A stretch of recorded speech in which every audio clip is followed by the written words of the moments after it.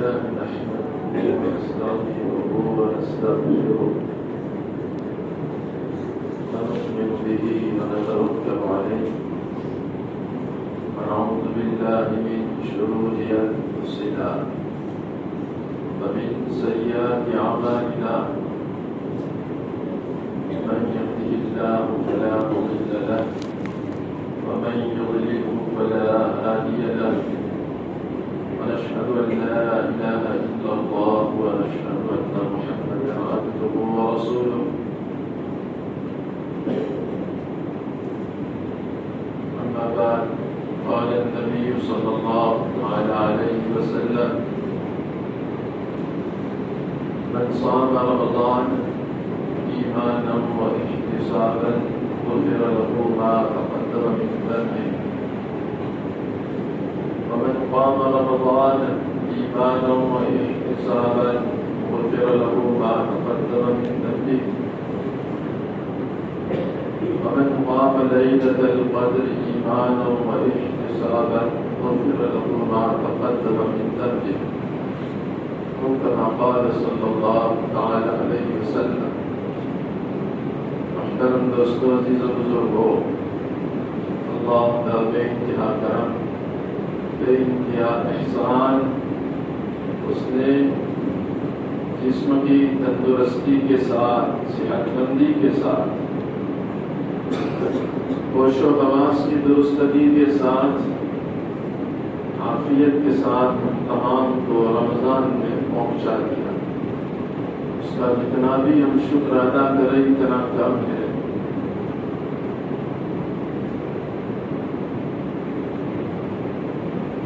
دوستو، عزیز و بزرگوں،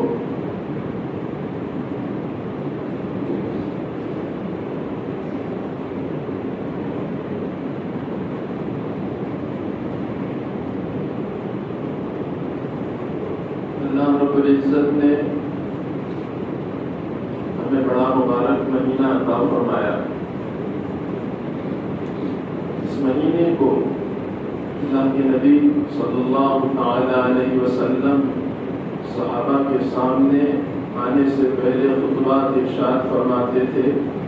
جیسے کہ گزشتہ جمعہ میں حضرت سلمان فارسی رضی اللہ تعالیٰ عنہ کا خطبہ آپ حضرات کے سامنے پیش کیا گیا تھا، جس میں رمضان کی خصوصیات ذکر فرمائی تھی. سب سے بڑی خصوصیت تو اس رمضان کی یہ ہے، اس کے دن اور رات میں ہر وقت اللہ رب العزت دعا قبول فرماتا ہے. ہمارے ذہن میں ایک بات یہ ہوتی ہے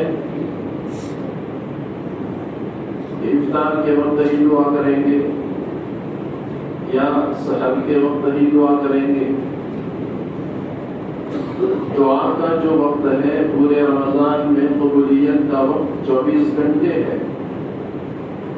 حتیٰ کہ حضرت شیخ علیہ الرحمٰن نے فضائل میں جو باتیں مستورات کو بتلائی ہے، کیونکہ مستورات عورتیں جو ہے وہ خصوصی طور پر ان کی زبان سے بددعائیہ کلمات نکل جاتے ہیں. شیخ علیہ الرحمٰن نے وہاں پر خصوصی طور پر عورتوں کو متنبہ فرمایا کہ رمضان کے مہینے میں اپنی زبان کو کنٹرول میں رکھنا، اس لیے کہ یہ مہینہ ایسا مہینہ ہے کہ جس میں آدمی جو بھی باتیں کرتا ہے وہ سب قبول ہو جاتی ہیں. باتوں میں جتنی دعائیں کریں گے وہ دعائیں قبول ہوگی. اس لیے قبولیت کا مہینہ ہے، قبولیت کی راتیں ہیں اور قبولیت کے دن ہیں. دوستو، عزیز و بزرگوں، ہمیں بھی اس مہینے کی قدردانی کرنی ہے، یقین کے ساتھ اور ثواب کی امید رکھتے ہوئے. انشاءاللہ ہم ہر وقت جو ہے اللہ کے سامنے دعائیں کریں گے. اور دعا کو حدیث پاک میں فرمایا دعا بخل عبادت، دعا عبادتوں کا مغز ہے. ہماری نماز میں جان پیدا کرنی ہے. زکوٰۃ ادا کر رہے ہیں، اس سے اللہ کا قرب حاصل کرنا ہے. رمضان کے روزے رکھ رہے ہیں، اس سے اللہ کا تقرب حاصل کرنا ہے. تراویح پڑھ رہے ہیں، اس سے اللہ کا قرب حاصل کرنا ہے. اور جو بھی عمل کر رہے ہیں اس سے اللہ کا قرب اگر حاصل کرنا ہے تو اس میں اس کی قبولیت کے لیے دعا بھی کرنی ہے۔ انوار الرشید میں ایک جگہ پر لکھا ہے اگر کوئی آدمی عبادت کرے، نماز پڑھے اور نماز کے بعد اس کے دل پر کسی قسم کی کوئی خیال ہی نہ آئے قبول ہوئی یا نہیں ہوئی، تو خطرہ ہے کہ یہ نماز اس کی قبول ہوئی ہی نہ ہو۔ اس لیے کہ ہر عمل کے بعد آدمی کے دل میں یہ بات ضرور آنی چاہیے کہ میرے اس عمل میں جو کوتاہی رہ گئی ہے اللہ اسے تو معاف کر دے۔ اسی لیے تو استغفار ہے نماز کے بعد، ہر عمل کے بعد، تو ہم اللہ کے سامنے معافی مانگتے ہوئے اللہ سے قبول ہونے کی دعا بھی کرنے والے بنے۔ ہر روزے کے بعد، ہر تراویح کے بعد اللہ سے دعا کرے اللہ قبول فرما دے، اور اس کے صدقے میں جتنی بھی دعائیں کرنی ہو وہ تمام کی تمام دعائیں کریں۔ آج سب سے بڑا المیہ یہ ہے، دکھ کی بات یہ ہے ہم نے دعا کو بہت مختصر کر دیا۔ اتنی مختصر اگر دعا مانگتے ہیں تو ہم صرف ہماری دنیا، ہماری اپنی آخرت، حالانکہ اللہ کے نبی صلی اللہ تعالی علیہ وسلم نے جامع دعا جو فرمائی، ان جامع دعاؤں کو مسلمانوں کو کرنی چاہیے۔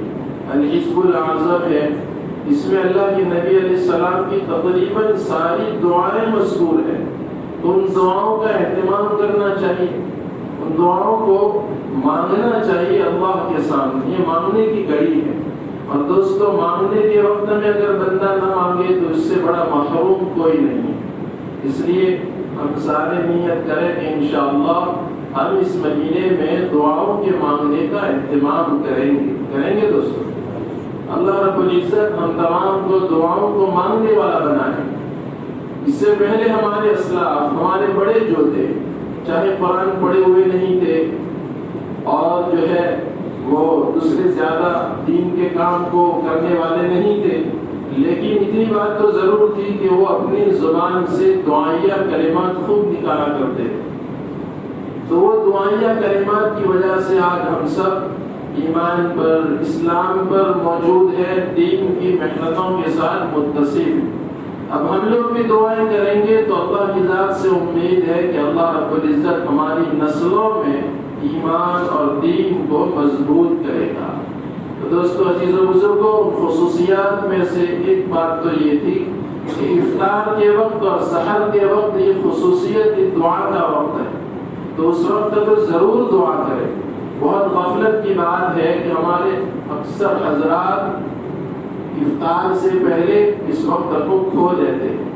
دوستو چیزوں بزرگوں، ہمارے اسلاف نے یہ طریقہ بتلایا کہ افطار سے پہلے ہمارے گھر والوں کو بھی کام سے فارغ کر کے دعاؤں میں خصوصی طور پر اس وقت مشغول کر دینا چاہیے کہ جب کوئی آدمی کسی جگہ پر کام کرنے کے لیے جاتا ہے تو جب وہ کام کرتا ہے اور جب کام اس کا پورا ہو جاتا ہے تو اس وقت اس کی مزدوری دے دی جاتی ہے۔ تو دوستو ہمیں اللہ نے حکم دیا، من صام رمضان ایمانا و احتسابا غفر له ما تقدم من ذنبه، جس نے روزہ رکھا رمضان کا یقین کے ساتھ اور ثواب کی امید کرتے ہوئے، اس کے اگلے سارے گناہ اللہ بخش دیتا ہے۔ ایسے وقت میں جب اللہ کی رحمتیں بارش کی طرح برس رہی ہو، اس وقت ہمارے نوجوان اور ہم خود بھی جو ہے اس وقت غفلت میں رہے تو یہ ہمارے لیے بڑی محرومی کی بات ہے۔ اس لیے دوستو ہم سارے کے سارے رمضان کے روزے کے اخیر میں یعنی افطار کے وقت اور روزے کے اور اسی طرح تراویح کے بعد اور سحر کے وقت یہ جو اوقات ہے اس میں اللہ رب العزت کی رحمتیں متوجہ ہوتی ہیں۔ پھر آگے فرمایا من قام رمضان ایمانا و احتسابا غفر له ما تقدم من ذنبه، جس نے رات کا قیام کیا۔ رمضان کی راتوں میں رات کا قیام دو طرح کا ہے، ایک تو پورے 12 مہینوں میں قیام اللیل جو ہے تہجد کی نماز وہ تو ہے ہی، وہ رمضان میں بھی ہے، لیکن رمضان میں جس خصوصیت کے ساتھ جس رات کا تذکرہ فرمایا ہے وہ تراویح کی نماز ہے. اور تراویح کی نماز کے لیے جب بندہ اپنے سونے کو، اپنے کھانے پینے کو مؤخر کرتا ہے، اللہ رب العزت کو اس پر بڑا پیار آتا ہے اور اللہ اسے معاف کر دیتا ہے. تو اس کا بھی اہتمام کرے. جس نے بھی رمضان کی راتوں میں قیام کیا ایمان یا یقین کے ساتھ اور ثواب کی امید رکھتے ہوئے، اللہ رب العزت اس کے اگلے سارے گناہوں کو معاف فرما دیتے ہیں. دوستو عزیز و بزرگوں، تیسری بات فرمائی، من قام لیلۃ القدر ایمانا و احتسابا، جس نے بھی لیلۃ القدر میں جاگا اور لیلۃ القدر میں جاگ کر عبادت میں اپنی رات کو گزارا، تو اللہ رب العزت اس کے اگلے سارے گناہوں کو معاف فرما دیتے ہیں. بیہقی نے ایک روایت بیان کی ہے شعب الایمان میں، اسی پر میں اپنی بات پوری کرتا ہوں. حضرت نبی کریم صلی اللہ تعالی علیہ وسلم نے فرمایا کہ روزہ اور تراویح، روزہ اور قرآن، یہ دونوں اللہ کی بارگاہ میں سفارش کرتے ہیں. روزہ کہتا ہے اے اللہ، میں نے اس بندے کو کھانے پینے سے، لذت کی چیزوں سے روکے رکھا اور وہ رکا رہا، میں اس کا سفارشی بن کر آیا ہوں، تو اس کی سفارش کر اور اس کی مغفرت فرما. قرآن کہتا ہے اے اللہ، میں نے رمضان کی راتوں میں اسے قرآن کے سننے میں اور قرآن کے پڑھنے میں لگا رکھا اور یہ قرآن پڑھتا رہا اور سنتا رہا، میں اس کا سفارشی بن کر کے آیا ہوں، تو اس کی سفارش قبول کر اور اس کی مغفرت فرما.